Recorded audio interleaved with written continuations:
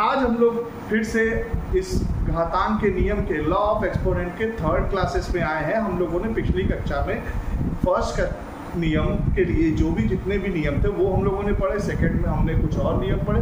आज बचे हुए नियम को पढ़ेंगे। आज बचे हुए जो भी हमारे लॉ ऑफ एक्सपोनेंट है उसको हम लोग पढ़ेंगे, घातांक के नियम को पढ़ेंगे और लास्ट तक बने रहिएगा क्योंकि लास्ट में मैं इससे रिलेटेड एक्सरसाइज दूंगा जिसको आपको करना है और कमेंट सेक्शन में बताना है। तो आइए चलते हैं अपने नेक्स्ट लॉ ऑफ एक्सपोनेंट की तरफ। ठीक है,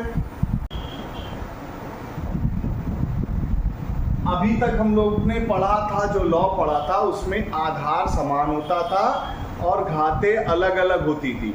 जो था हमारा a की पावर अगर n है इंटू a की पावर m होता था तो घातों को आपस में जोड़ दिया जाता था गुणे के केस में। लेकिन उसके बाद आया था अगर आधार समान है मतलब बेस इक्वल है, a की पावर n है डिवाइडेड बाई a की पावर m है तो दोनों घातों को आपस में घटा दिया जाता था। लेकिन अब उसका रूल थोड़ा सा चेंज हो रहा है। अब हमारा आधार समान ना होके पावर समान हो जाएगी। क्या समान हो जाएगी? पावर, घात समान हो जाएगी। जब घात समान हो जाता है तो उसका रूल बदल जाता है। क्या बदल जाता है?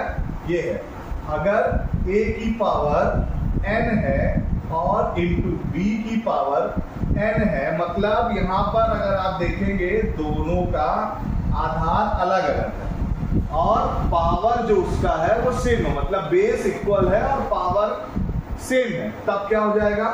सिंपल सी चीज, इन दोनों बेसिस का आपस में मल्टीप्लिकेशन हो जाएगा और पावर को एक बार लगा दिया जाएगा। इन दोनों बेस का मल्टीप्लिकेशन हो जाएगा और पावर को एक बार लगा लिया जाएगा। एग्जाम्पल अगर समझते हैं, एग्जाम्पल अगर मान लो दिया है 2 की पावर 3 इंटू 3 की पावर 4, ये बेस इक्वल होगा, यहाँ पर ये भी 3 होगा तो क्या हो जाएगा? हम लोगों ने बताया क्या, 2 इंटू 3 हो जाएगा और ऊपर की पावर एक बार लग जाएगी। It means 2 into 3 is equal to 6 और 6 के ऊपर 3 हो जाएगा। अब इसका मतलब अगर हमको इसको सॉल्व करना होगा तो 6 को 3 बार मल्टीप्लाई करके निकाल लेंगे। ठीक है, ये आसानी से हो जाएगा। मतलब अगर बेस इक्वल है, मल्टीप्लाई है और तो वो रूल लगता था, लेकिन अगर बेस अनइक्वल है और पावर इक्वल है तो ये रूल लगेगा। इसका डिवाइड का रूल क्या है? इसका डिवाइड का रूल देखते हैं।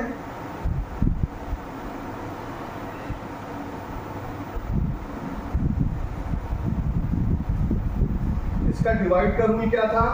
ये था कि अगर a की पावर n है और डिवाइड लगा हुआ और b की पावर n है तो जो रिजल्ट बनेगा a इंटू b की पावर n हो जाएगा। ये इंटू नहीं है, यहाँ डिवाइड है तो इसलिए डिवाइड लगेगा।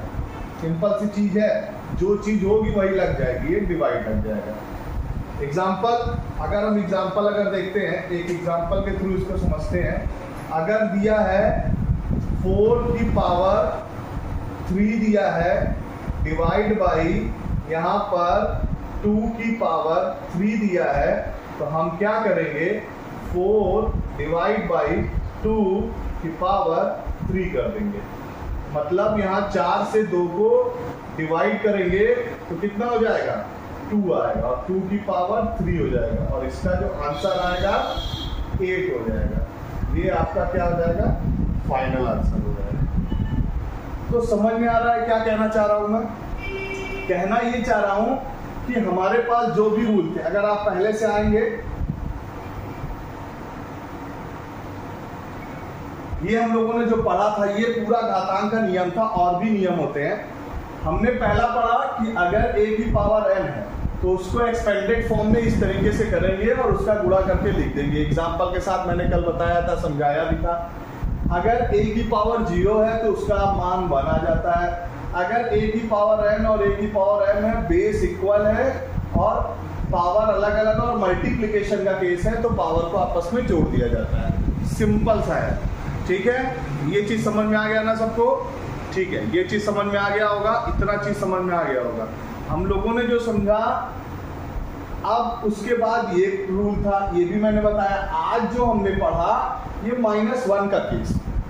-1 का केस क्यों पढ़ रहे हैं, इसका रीजन है क्योंकि 1 का मल्टीप्लिकेशन चाहे जितनी टाइम्स किया जाए तो 1 ही आता। 1 को 1 से डिवाइड किया जाए तो भी 1 ही आता है, लेकिन वैल्यूज बदलती कब है, उनके जो साइन होते हैं, उनके जो चिन्ह होते हैं, बदलते कब है। अगर माइनस लगा हुआ है तो माइनस बदलते कब है, माइनस तब बदलेंगे जब हम लोग क्या करेंगे, कुछ इस तरीके की चीजों को देखेंगे। जैसे -1 के पावर n है, इसकी 2 वैल्यू आएगी। अगर पावर सम इवन नंबर है जो 2 से डिविजिबल होता है पूरी तरीके से, तो -1 की जो वैल्यू आएगी वो 1 आ जाएगी। लेकिन अगर पावर विषम है तो -1 की वैल्यू -1 आएगी। ठीक है, ये समझ में आया।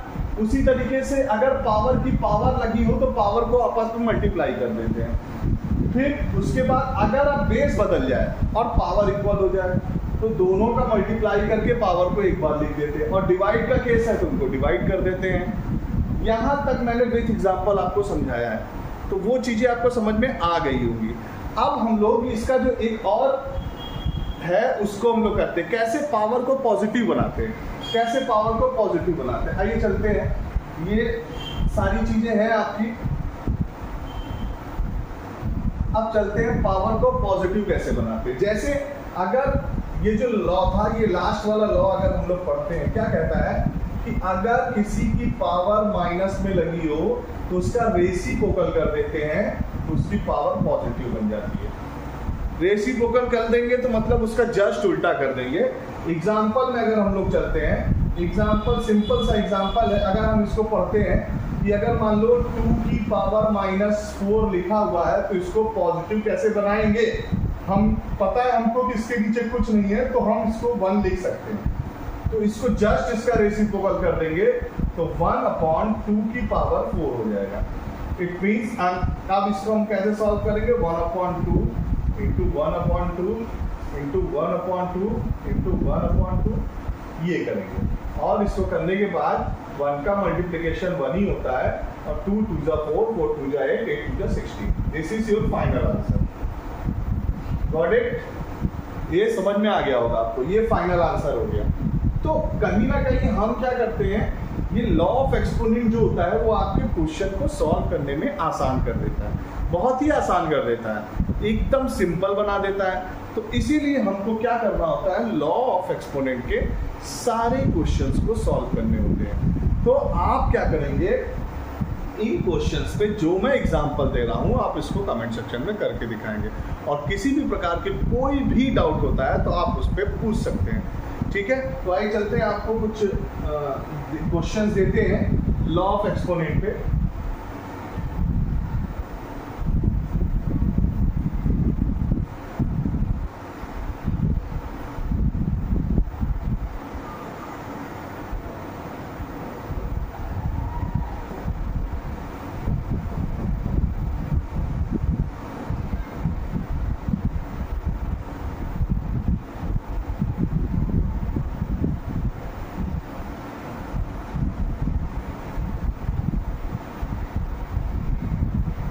क्वेश्चन को सॉल्व करना है, ये कुछ क्वेश्चन हम आपको देते हैं। जैसे पहला क्वेश्चन है 2 की पावर 10 की वैल्यू आपको निकालनी है।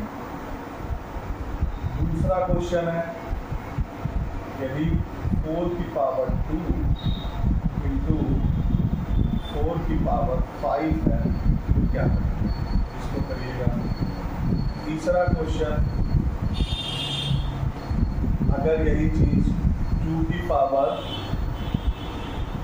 3 है डिवाइड बाई 2 की पावर 2 है तो आप इसका आंसर निकालिए।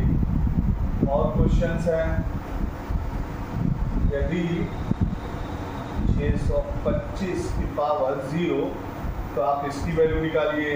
और क्वेश्चंस हैं अगर यह है 4 की पावर 2 इंटू 2 की पावर 4 तो आप इसको बताना, इसकी 2 की पावर भी 2 ही, मतलब इनके बेस वाला बराबर वाला क्वेश्चन बन जाएगा। इसका क्वेश्चन निकाल के दिखाइए। और क्वेश्चंस आपको बताता हूँ मैं, और क्वेश्चन देता हूँ। और क्वेश्चंस है कि अगर 10 की पावर 5 है, या